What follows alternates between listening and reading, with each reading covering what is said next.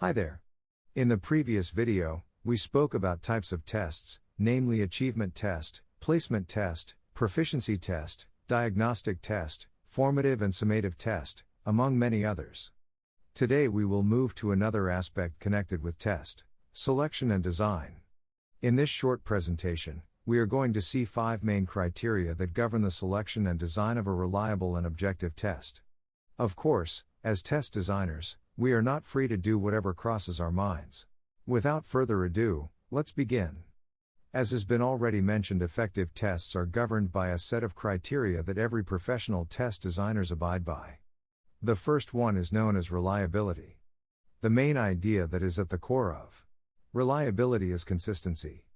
A reliable test is a test that is characterized by consistency. A reliable test is a test that renders the same consistent results when it is administered to the same students in 2 occasions. The same environment, timing, no external factors intervened in that test, should yield the same results. For a test to be reliable, then, it has to produce the same results. The outcome should be the same as far as a specific learner is concerned. This way, the test is consistent and therefore reliable. But remember, the environment and timing have to be the same. If a learner spent 1 hour on the first test, the same amount of time must be allotted to the second one. If less time is dedicated for one of them, the results are more likely to be different, thus, the criterion of reliability is going to be jeopardized. Let's take one more example to exemplify and clarify this criterion. Let's suppose that I give a test to a learner whose name is John. When the test ended, John got 14 out of 20. If I give the same test to John the next day or after 20 minutes, and he gets 9 out of 20 or 20 out of 20, the test is not reliable, for it does not produce the same grade when given to the same learner in 2 different occasions. The same performance is an indicator of consistency, or in other words, reliability. Without it, your tests cannot meet the important criteria on which test design or selection is based. So, that is all for this one. The second criterion is validity. So if reliability is about consistency, validity is about content. According to Longman Dictionary of Applied Linguistics, validity is an important feature in designing an effective test. It refers to the extent to which a test measures what it intends to measure. Test what you have taught is a saying that illustrates what validity means. So this is the definition I took from the aforementioned dictionary. Now, I'm going to give more details and examples. For instance, if you teach your students how they can make comparisons with short adjectives, you should not include in your test long adjectives simply because you did not teach anything concerning that kind of adjectives. In case your students encounter test exercises that include language items they have never seen before, they would of course fail the test, and even the relationship with their teacher would not be as we expect it to be. They would no longer trust you, and that is why testing what you teach is quite essential to the process of teaching and learning. As a test designer, you should always bear in mind the criterion of reliability, lest your test harms the progress and motivation of your learner to develop themselves. So far we covered 2 criteria, namely reliability, which is about consistency, and validity, which is about content. Both of them are quite important and quite critical in case you wish the testing procedure to be fruitful as much as possible.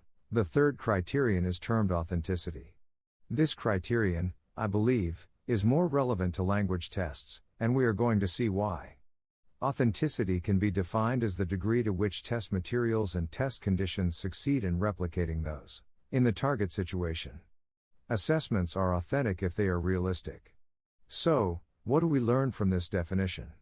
As we can tell from the ending of this quote, authentic is synonymous with realistic. But how is that related to testing? As we all know, language learning is not only about vocabulary and grammar. Even if you know these 2 aspects of language competence, you would definitely be unable to communicate effectively with native speakers of the target language simply because there are various contexts and situations, and as we move from one context to another, language use changes. When addressing friends, for instance, we can use words like buddy, man, mate, among many others. But when talking to someone superior to us or whom we respect, it is a must to use specific words such as sir, madam, miss, and so on. This is exactly what authenticity in language testing means. The test has to be authentic, meaning the exercises need to include questions that are similar to reality. You can include, for example, a gap-filling exercise that requires students to interact with a real-life dialogue between a student and their teacher, or a patient and their doctor, or anything that the learner would encounter in reality. Hence the last sentence in the present definition. Now that we have clarified authenticity, reliability, and validity, it is time to move to the fourth criterion, which is easier to understand as its meaning lies in its name, which is practicality. So, something is said to be practical if it is concerned with the actual doing of something rather than with theory and ideas, or which is likely to succeed or be effective and feasible in real circumstances. This is the literal meaning of the term. A practical test is a test that usually does not take too much time for the students to accomplish. The test should be relatively easy to correct for the teacher. A test that takes a teacher too much time to correct is impractical. Again, this definition was taken from the Dictionary of Applied Linguistics. It simply says that your test should not be too long or too short, because if it contains so many exercises, the test taker is going to get exhausted, and therefore will be more likely to fail it. Apart from getting tired, the accomplishment of a long test would not be feasible if the teacher does not give the learner enough time. Time constraints should be reasonable, lest the test taker feels unable to finish the test on time. Practicality concerns teachers themselves, who ought to make the test easy for them to finish its correction, especially when you have many groups, or big numbers of students. In such cases, you'd better keep tests short to avoid exhausting yourself. This is all for practicality. You should bear three major variables in mind, namely time, length, and correction. If you marginalize one of them or prioritize one over the other, you are likely to end up harming either the learner or yourself, or both of you. Your test consequently is going to be completely impractical. The last criterion is the washback effect. At first glance, this concept may seem very vague and difficult to fathom, but don't worry, I will clarify it immediately. According to Longman Dictionary of Applied Linguistics, washback effect refers to the influence a test has on individuals. So, here we are talking about an impact that happens once the test taker finishes answering the exam exercises. It is therefore an emotion. This influence is actually not restricted to the learner alone, but it also includes the teacher, who is normally the test designer. When the test ends, both the teacher and learner are going to undergo a specific impact called the washback effect. Students, for instance, would realize the mistakes they have made in a test after its correction and rectify them. They would notice their weaknesses or how they should have written a specific paragraph, something like this. Such realization are part of the washback effect. The bright side of the aforementioned effect is that it makes students more aware of their weaknesses and strengths. It also helps them acquire more techniques and skills. For this reason, it is a positive impact, not negative.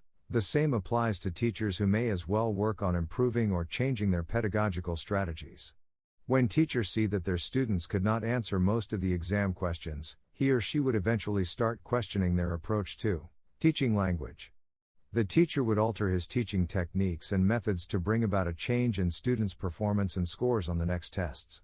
This way, the washback effect has an impact on not only the learners but the teachers. That's all for today's presentation. Those are the main criteria that you should obey as you select or design a test. If you have any questions, make sure you leave a comment, and I will explain to you in more details.